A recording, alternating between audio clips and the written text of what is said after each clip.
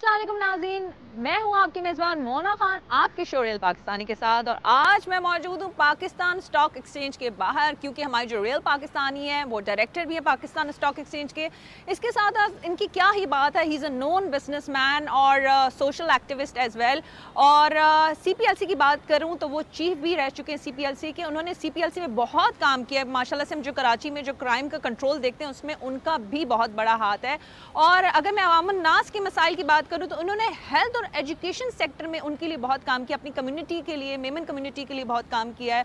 वो in fact all Pakistan Memon federation के सदर भी रह चुके हैं। और इनकी इन्हीं खिदमात पर अवाम के लिए इतने काम करने पर उन्हें सितारा इम्तियाज़, हिलाल इम्तियाज़ भी मिल चुका है।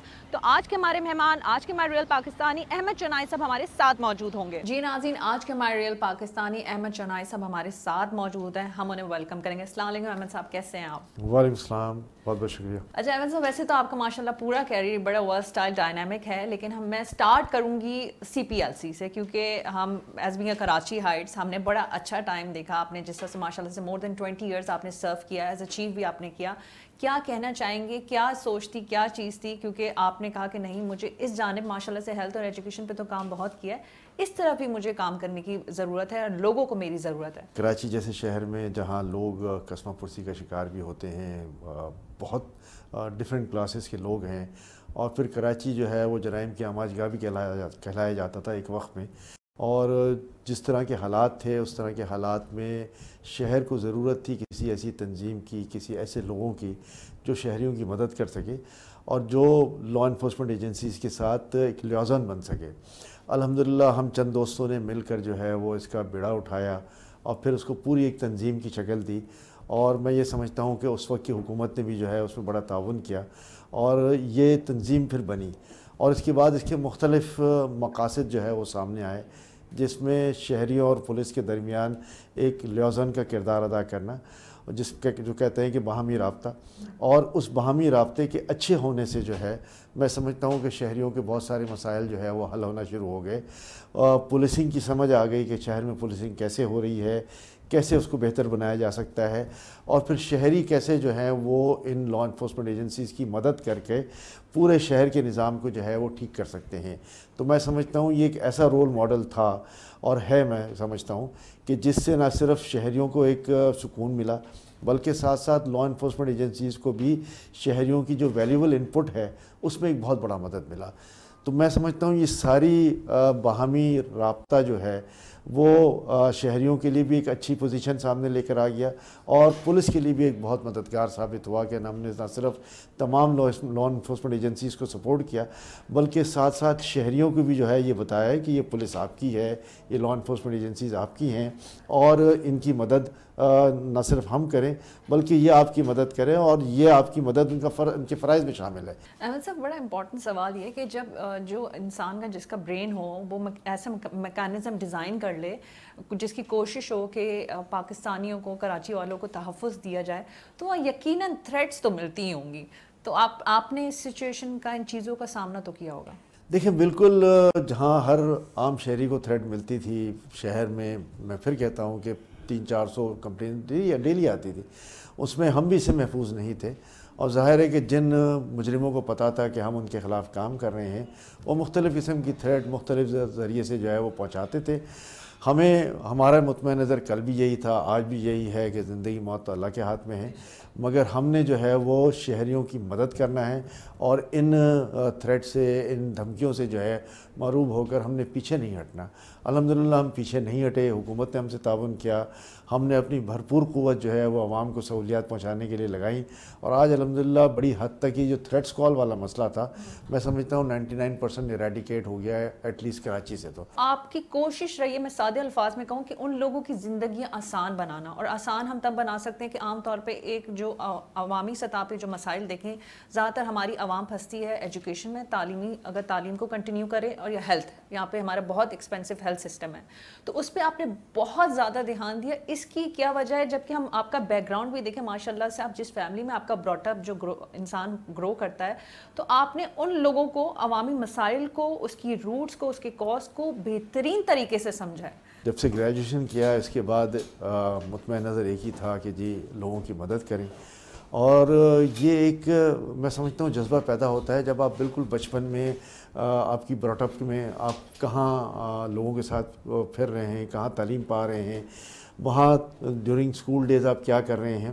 میں سمجھتا ہوں ڈیورنگ اسکول ڈیز ہم نے اسکاؤٹنگ کی مہم میں حصہ لیا تھا، اور اس میں نہ صرف لوگوں کی مدد کرنا بلکہ کس طرح جو ہے وہ اپنی مدد آپ کے تحت کام چلانا، اور کیسے سختیوں کے دوران جو ہے سختیاں جھیلنا اور زندگی گزارنا، جس میں کیمپنگ ہے، بہت ساری ہیں، اور اپنا کام خود کرنا، کھانا پکانا، کیمپنگ کرنا، یہ بہت ساری چیزیں تھیں. تو وہ ایک میں سمجھتا ہوں کہ ایپٹیٹیوڈ ڈیولپ ہو جاتا ہے. اور جیسے ہی ہم اپنی تعلیم سے فارغ ہونے لگے، انہی دنوں میں جو ہے وہ والد صاحب کی تربیت بھی تھی، میں سمجھتا ہوں فیملی کا ایک وہ تھا کہ جی لوگوں کی مدد کی جائے، اور اس مدد کرنے کے اس میں ہم نے CPLC بھی جوائن کی، ہم نے مختلف ہاسپٹلز میں بھی کام شروع کیا. اتنے سارے کام کیسے کر لیتے تھے؟ ٹائم چاہیے. یہ تو بتا دیں اس کی ہے مجھے پلیز، ہمیں بھی بتائیں تاکہ ہم بھی کر سکیں اپنی لائف میں. یہ دیکھیں، اگر آپ یہ سوچنے چلے جائیں کہ جی مجھے وقت کیسے ملے گا، تو میں سمجھتا ہوں آپ کچھ نہیں کر سکتے. اور آپ یہ نہ سوچیں اور آپ چیزوں کو کرتے جائیں. جہاں آپ نے لوگوں کی مدد کرنی ہے، چاہے وہ میڈیکل کے حوالے سے ہو، چاہے ایجوکیشن کے حوالے سے ہو، چاہے ان کی ڈیلی راشننگ کے حوالے سے ہو. بہت ساری فیملیز ہیں جن کے پاس کھانے پینے کو کچھ نہیں ہوتا، ان کو خاموشی سے اگر پہنچا دیں آپ. اس کے بعد بہت ساری فیملیز ہیں جن کے پاس چھت چھپانے کی جگہ نہیں ہوتی، ان کے لیے ہاؤسنگ کا ارینجمنٹ کرنا. تو یہ سارے کام جو ہے نا وہ آپ کرتے جائیں، اور یہ نہ سمجھیں کہ آپ اکیلے ہی کرنے والے ہیں. آپ دوسروں کو بھی موقع دیں، لوگوں کو ساتھ ملائیں. اور آپ کا وقت جہاں وہاں ضائع جاتا ہے جہاں آپ سیلف پروجیکشن کے چکر میں آ جاتے ہیں. میں بڑا کلیئرلی کہتا ہوں، شہر میں بہت ساری تنظیمیں ایسی ہیں کہ جہاں صرف ایک فرد واحد کی سیلف پروجیکشن ہوتی ہے، اور اس میں دوسروں کو موقع نہیں ملتا، دوسرے آگے نہیں آتے، اور ان کو جو ہے ایک بڑا مسیحا بنا کر سامنے پیش کیا جاتا ہے. میں سمجھتا ہوں کہ یہ سارے نیکی کے کام جو ہیں وہ بالکل خاموشی سے ہوتے ہیں. ہاں، دوسروں کو آپ انسینٹیوائز ضرور کریں، ان کو اپنے ساتھ ملائیں، ان کو کہیں کہ آئیں ہم مل کر کام کرتے ہیں، ان کو بھی موقع دیں. تو شہر میں ایسے بہت سارے لوگ موجود ہیں، اور پھر کام کرنے کو اتنے سارے ہیں شہر کے اندر کہ میں نے آپ کو پھر کہا کہ کراچی دنیا کا 5واں بڑا شہر ہے، نہ صرف آبادی کے لحاظ سے بلکہ رقبے کے لحاظ سے بھی. اور جب اتنی بڑی آبادی والا شہر ہو تو اس میں مسائل بھی اتنے ہی ہوتے ہیں، اور ظاہر ہے حکومت اپنے محدود وسائل میں رہ کر وہ کام نہیں کر سکتی کہ جو صحیح معنوں میں شہری ضروریات کو پورا کرنا ہو. میں سمجھتا ہوں کہ کراچی جیسے شہر میں بڑے دعوے کے ساتھ کہتا ہوں کہ 8 سے 9 لاکھ ایک محتاط اندازے کے مطابق لوگوں کو یہاں کھانا فری ملتا ہے، مختلف اداروں کے تحت مختلف جگہوں پر. اسی طرح اس میں بہت سارے انسنگ ہیروز بھی ہیں، بہت سارے بورڈ لگا کے کام کرتے ہیں، بہت سارے ویسے ہی جا کے کام کر کے آ جاتے ہیں. تو آپ یہ کہنا چاہیے بھوکے اس شہر میں کوئی بھوکا نہیں سوتا ہوگا؟ الحمدللہ میرا یہ خیال ہے کہ بھوکا نہیں، کیونکہ جس کو ضرورت ہوتی ہے اس کو پتہ ہوتا ہے کہ کہاں کھانا بٹ رہا ہے، کہاں جا کے کھانا کھانا ہے، اور وہ وہاں پہنچ جاتے ہیں. تو یہ میں سمجھتا ہوں کہ بہت اچھی بات ہے کہ شہر میں کسی کو بھوکا نہیں سونے جاتا. پھر اس کے بعد میڈیکل کے حوالے سے جو لوگوں کی ضروریات ہیں، بہت سارے انسٹیٹیوشن شہر میں ایسے ہیں جو بالکل فری آف کاسٹ کام کرتے ہیں.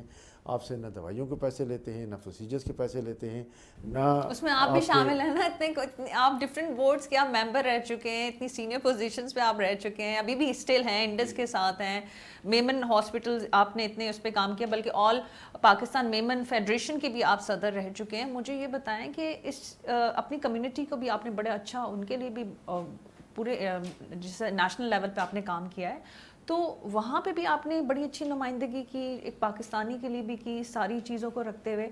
کیا آپ نے کہا گھر کی تربیت ہے، تو کمیونٹی کے لیے یہ کیسے مینیج کر رہے ہیں ٹائم کو اوور آل؟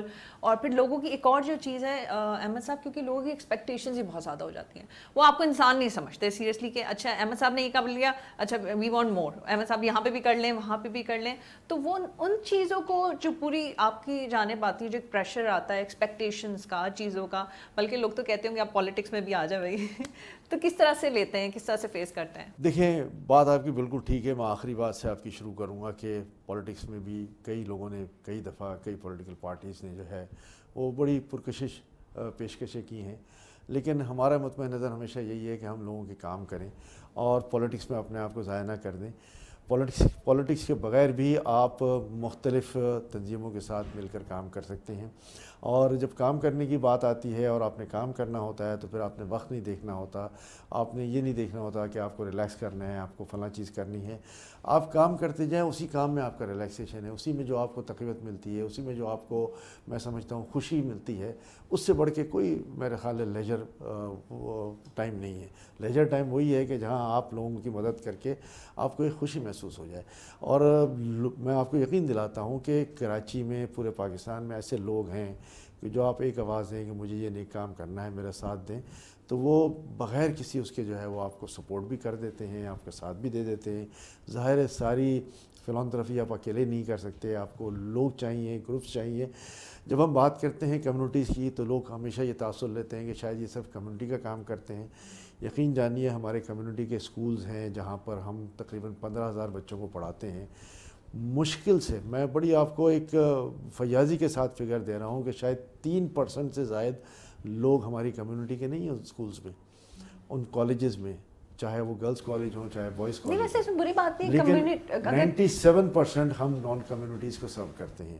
ہمارا ہاسپٹل ہے کوتیانہ میمن ہاسپٹل، جس کو میں ہیڈ کرتا ہوں، وہ بظاہر تو کمیونٹی ہاسپٹل ہے۔ انڈس ہاسپٹل ایک میں سمجھتا ہوں Indus hospital network Pakistan کا سب سے بڑا نیٹ ورک ہے ہاسپٹلس کا، وہاں بھی کمیونٹی کی کوئی ذات پات نہیں ہے، وہ تو ویسے ہی سارے لوگوں نے مل کے بنایا ہے اور سارے لوگ مل کر اس پہ کام کر رہے ہیں، اور یہ وہ رول ماڈل ہے کہ جہاں free of cost quality health care جو ہے وہ پاکستان میں اس سے بڑا کوئی ادارہ نہیں ہے۔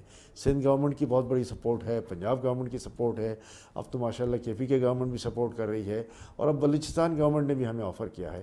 تو میں نے آپ سے یہ کہا کہ جب آپ اچھا کام کر رہے ہوں، بغیر کسی تفریق کے کر رہے ہوں، تو اللہ تعالیٰ راستے خود بنا دیتا ہے، اور لوگ جو ہیں وہ جوک در جوک آپ کے ساتھ آ جاتے ہیں۔ یہ بڑی بات ہوتی ہے۔ ہم اگر دیکھیں سول ایوارڈس میں بھی تو گنے چنے 22 سے 23 کروڑ ہمارے پاکستانی ہوتے ہیں، تو آئی مسٹ سے کہ ماشاءاللہ سے آپ کی جو خدمات ہیں، جو چیزیں، تو آپ کو یہ ایوارڈ دیے گئے ہیں، تو کن کن اوکیزن سے کس کن ٹائم پہ یہ آپ کو دیے گئے؟ بہت بہت شکریہ۔ 2007 میں ستارہ امتیاز مجھے پہلے ملا تھا، اور ظاہر ہے وہ کراچی میں گورنر ہاؤس میں اس کی سیریمنی ہوئی تھی۔ پھر 2013 میں جب مجھے ہلال امتیاز ملا تو وہ پریزیڈنٹ ہاؤس میں ہوا تھا، زرداری صاحب اس وقت صدر محترم تھے اور انہوں نے وہ ایوارڈ دیا تھا۔ تو یہ لوگوں نے، بلکہ گورنمنٹ نے، میں سمجھتا ہوں ہماری خدمات کو جو ہے ریکگنائز کیا، اور یہ ایک اچھی بات ہے کہ حکومتی سطح پر جو ہے وہ لوگوں کی پذیرائی ہوتی ہے، انہیں اور شوق اور جذبہ پیدا ہوتا ہے کہ وہ اس ملک کی خدمت کریں، لوگوں کی خدمت کریں، اور میں سمجھتا ہوں کہ ہم اپنی نسلوں کے لیے بھی ایک مثال بن جاتے ہیں کہ جب انہوں نے یہ کام کر لیا تو ہم یہ کام کیوں نہیں کر سکتے۔ تو میں سمجھتا ہوں کہ یہ کسی کی میراث نہیں ہے، یہ صرف انہی لوگوں کی میراث ہے جن کے پاس ایک جذبہ ہوتا ہے لوگوں کے لیے کام کرنے کا، اور اس میں پھر اپنی ذات کی پرواہ نہیں کرنی ہوتی۔ جہاں آپ اپنی ذات کی پرواہ کر لیتے ہیں وہاں میں سمجھتا ہوں یہ سارے کام ممکن نہیں ہوتے۔ پھر مشکلات بھی ہوتی ہیں، پھر جو ہے وہ غلط فہمیاں بھی پیدا ہو جاتی ہیں، سیاسی طور پہ بھی لوگ سمجھتے ہیں کہ شاید آپ کسی ایک سائڈ پہ چلے گئے ہیں، ہمارے جو ادارے ہیں وہ ان کے پاس غلط فہمیاں آ جاتی ہیں کہ یہ فلاں کے پاس کیوں گیا تھا، یہ فلاں کے پاس کیوں بیٹھا تھا۔ دیکھیں ہم سماجی لوگ ہیں، سماجی کارکن ہیں، اور ہم ہر ایک کا کام کرتے ہیں۔ ہمارے ہاں تھوڑے سے محبت میں ایسے ایکسٹریم تک چلے جاتے ہیں، وہ انسان نہیں سمجھتے، کچھ اور سمجھنے لگتے کہ اس کو تو کوئی پرابلمز نہیں ہو سکتی، اور ہر طرح کی پرابلم ہر انسان کو رہتی ہے۔ اور ہم نے یہ بھی میں نے خود بھی دیکھا ہے ٹریولنگ میں بھی، جہاں آپ جاتے ہیں لوگ آپ کے ارد گرد آ جاتے ہیں، کوئی تصویر لیتا ہے، کوئی محبت کا اظہار کرتا ہے۔ تو کس طرح سے اپنی پاکستانیوں کی، اپنے لوگوں کی محبت آپ جو ہے سمیٹ لوگوں کی والہانہ پہچان، محبت، میں سمجھتا ہوں کہ جہاں ہم جاتے ہیں لوگ جو ہیں وہ پہچان جاتے ہیں کہ یہ فلاں آدمی ہے، یہ فلاں یہ کام کر رہا ہے، اور اس نے مجھے میری فلاں جگہ مدد کی تھی۔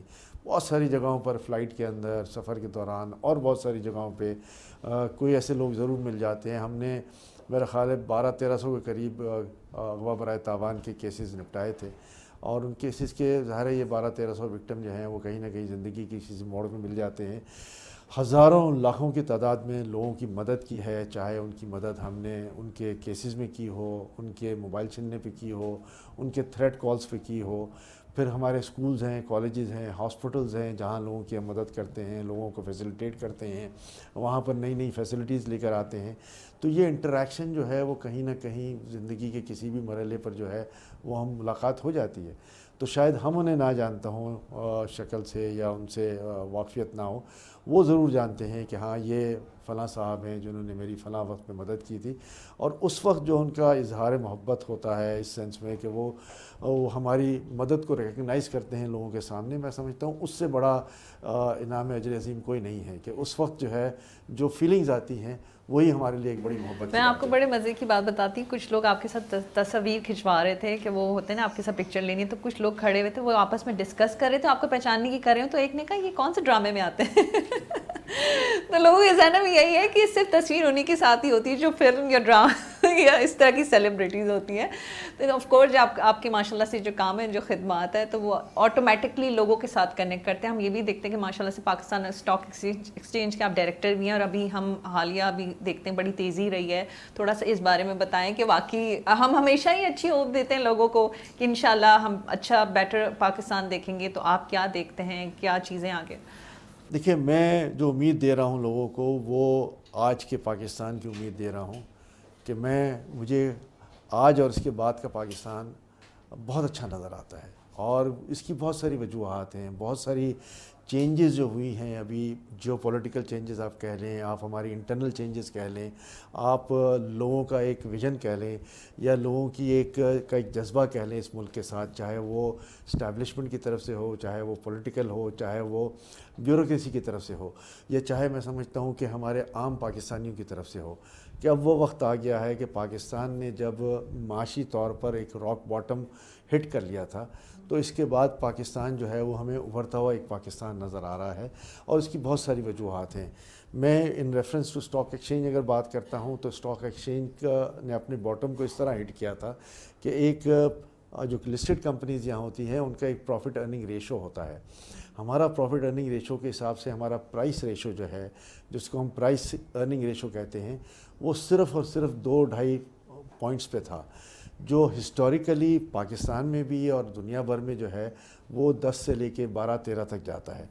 تو اس مارکیٹ میں بہت بڑی گنجائش تھی پرائس کے حوالے سے کہ اگر کوئی چیز 2.5 روپے کی ہے تو وہ اس کی ایکچوئل ویلیو جو ہے وہ 10-12 کی ہونی چاہیے تھی، اور آج 2.5 روپے میں اگر مل رہی ہے تو وہ بہت زیادہ ڈسکاؤنٹڈ پرائس پہ مل رہی ہے.